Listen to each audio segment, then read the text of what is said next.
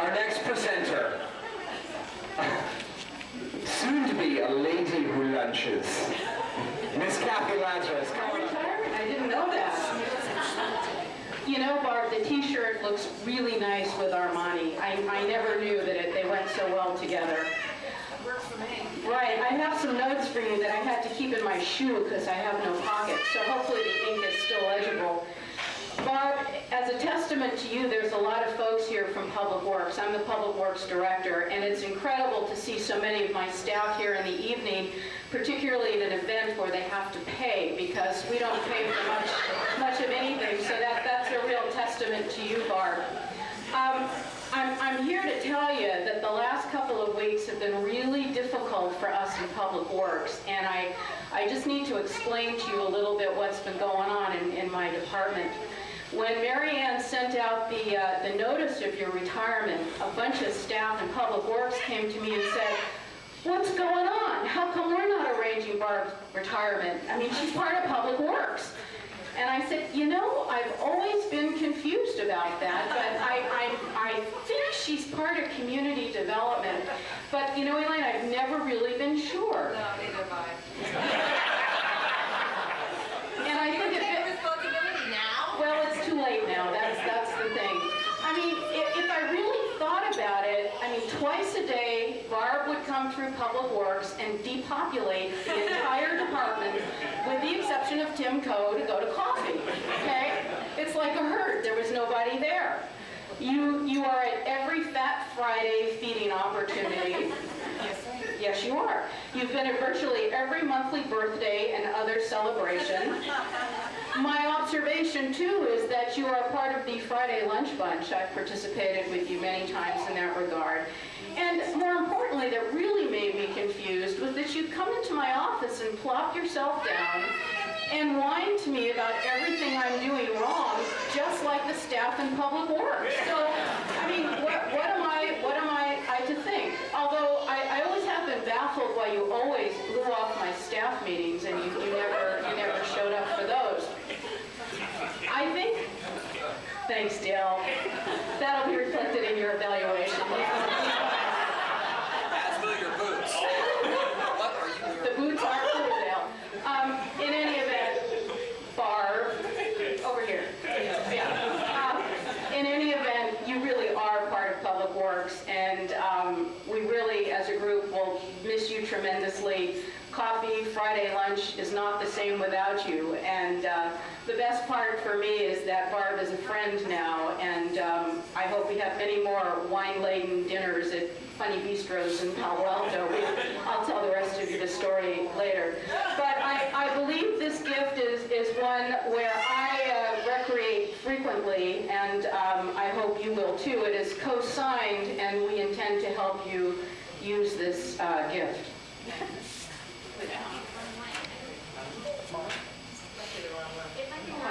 It's a gift certificate for Stanford Shopping Center.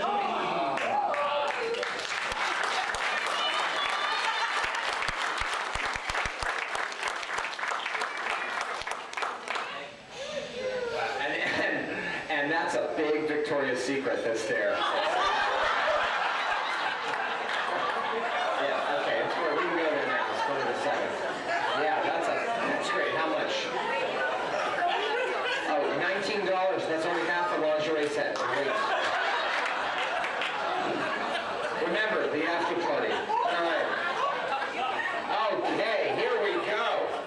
Now, to really shorten up the evening, I would like to present the next gift presenter for a very terse presentation, Mr. Ron Geary.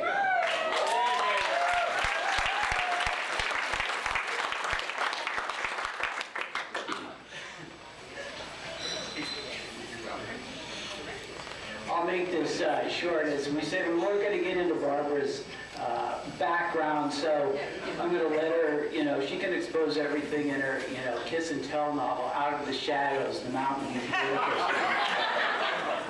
I've known Barbara an awful long time, 20 years. In fact, the first, I think, day she started after she was a Kelly girl.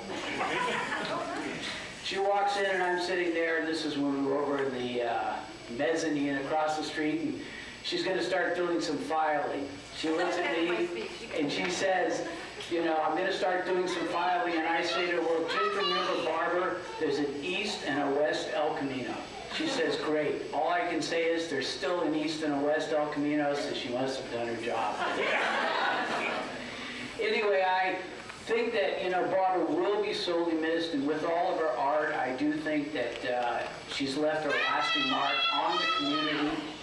And what we've tried to do to keep her out of the house and keep her cultural level up, being particularly from Palo Alto, what we have for Barbara, if you want to come up here, we've got something also for you.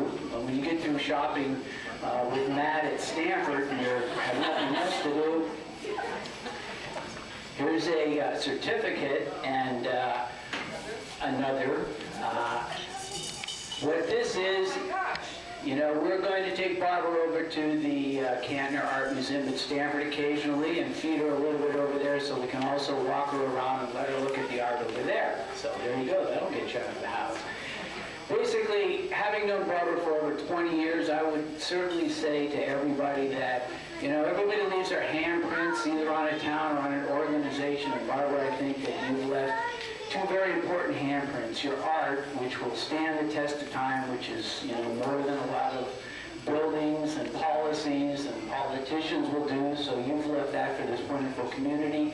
And I think the best thing that I could think, and I think for a lot of people in this room, particularly the older people, Barbara, you're the kind of person when people stand around and they talk about Barbara McBride, they refer to the good old days. You know, you represent the good old days for this organization. Congratulations. The next, are we on? No. The next present. I am an assistant principal in my other life. Knock it off! Speaking of which, I called Barbara's assistant principal when she was in high school at Boston Latin in 1898. I know. Oh, right. Dana Hall, where the first class is speaking without moving your teeth. It's Boston after all. Are we ready for Donkey He, Donkey Ho? Okay. Haley wants to sing a brief interlude of Donkey He, Donkey Ho. We're going to do that after Jessica and Adriana with the next gift, please. Okay? Come on, Haley. And Donkey He, Donkey Ho, sung by Haley Von Bork. Is that right? Okay, let's do it. No? Donkey He. Rory.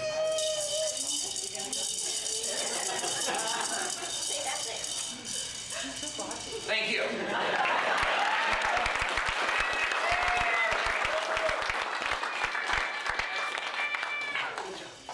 Okay. Oh, I'm sorry, it's not working. I will talk as loud as I possibly can. Can anybody fix it? Jim. That's for you. Jim. Mom. Oh, sweetie, thanks. Oh my gosh. So far, Yes. wow, what an evening. I guess we won't wait for the microphone. Can everybody hear me okay? Yeah. Okay, great. Barb, I could not resist this tempting opportunity to share one of your most entertaining stories. Because you are a great storyteller. Yes, I You are.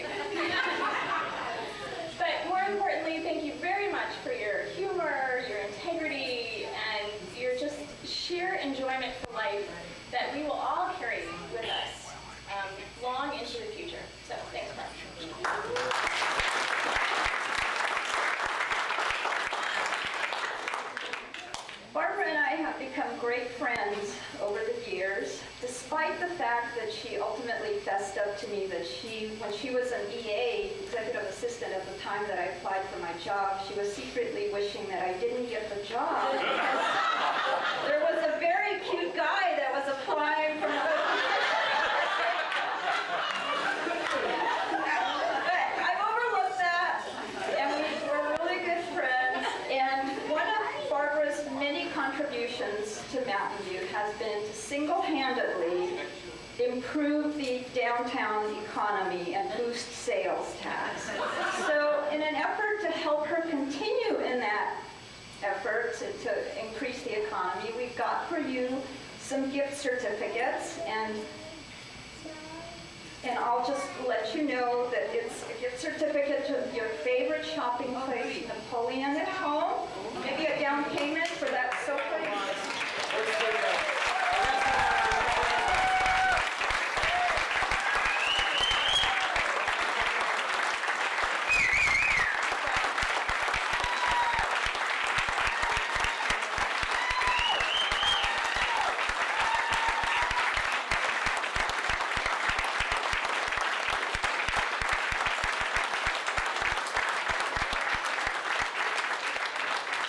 Thank you. How nice is that?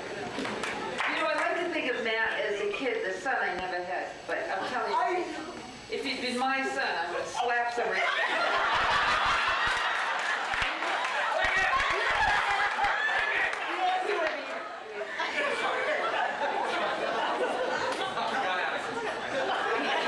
I have a couple of introductions I'd like to make. My oldest daughter, Katie, is here, second oldest. Jesus.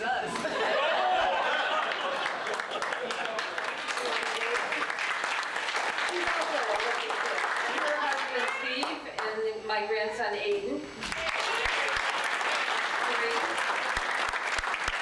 And my third daughter, Bonnie.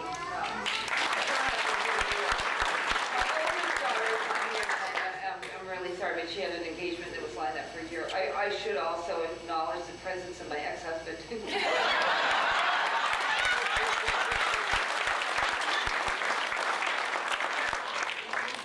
Yeah, it's nice. Well, several weeks ago, I walked out of the PERS office, a retiree after 20 years with the city. Only a week before that, I had no plans to retire and certainly had no idea how I'd spend my time without the structure of Ellis tapping on his watch. In spite of this, a warm feeling of elation swelled up in my heart. And no, it wasn't the obvious reason that now finally I get to retire. It was a realization that somehow I had managed to wiggle through and keep a respectable job for 20 years without being fired.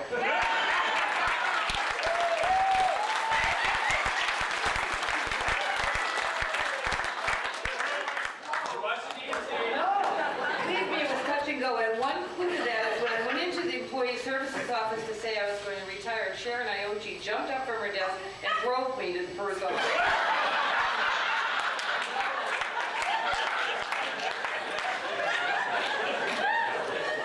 For those who would like to emulate my illustrious career, I have a few tips. Number one, keep a low profile. Try not to blurt out unseemly and idiotic remarks in meetings. If something like this should happen, ask your doctor to write your supervisor that you are suffering from an onset of Tourette's. This doesn't work for me, but it might work for you. Actually, a simple apology would suffice, which means, speaking of apologies, it's a good idea to keep on your computer an apology form left. All you have to do is fill in the blanks. I found this really handy, and it didn't require any genuine sentiment.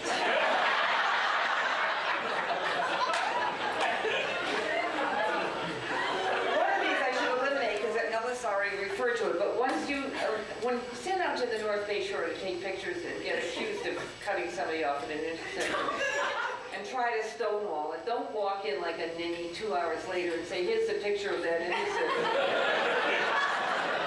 It just makes you out to be a big fibber.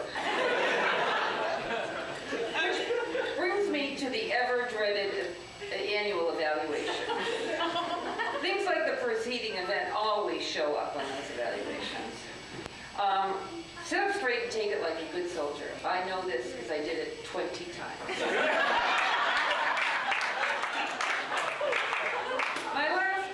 As to relations with the council members, be not afraid. They're people just like us, just a heck of a lot more powerful. And my last tip is for the sports fans. 2004 was very hard on Ellis. Especially in September and October when the Red Sox were working their lunatic way to the top. Many afternoons I couldn't stand it, would have to bolt from my cubicle and rush home and watch the game on my TV baseball package. A favorite moment is during the final playoffs against the